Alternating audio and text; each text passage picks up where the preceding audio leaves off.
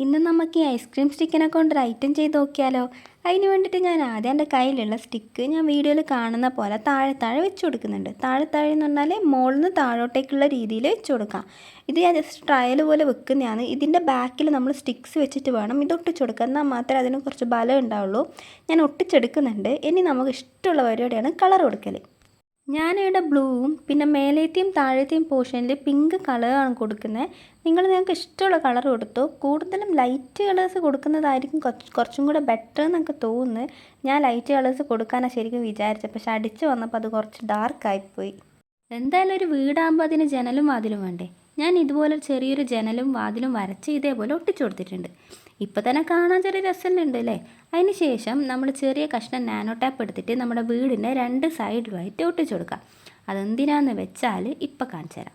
ഒരു വീടാകുമ്പോൾ അതിൻ്റെ സൈഡിൽ കുറച്ച് പ്ലാന്റ്സ് എല്ലാം വേണ്ടേ? അപ്പോഴല്ല ആ വീട് കാണാൻ കുറച്ച് രസം ഉണ്ടാവുള്ളൂ. അതിന് വേണ്ടിയിട്ടാണ് ഞാൻ രണ്ട് സൈഡിലും നാനോ ടാപ്പ് ഒട്ടിക്കാൻ പറഞ്ഞത്.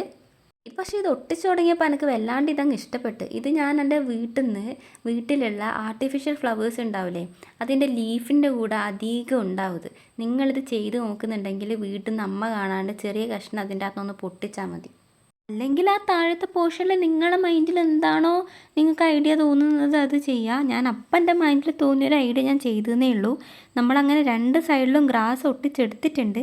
അത് ഒട്ടിച്ചപ്പോൾ നമ്മളെ വീടിൻ്റെ ഒരു പ്രത്യേക ഭംഗിയില്ലേ? എങ്ങനെയുണ്ട്?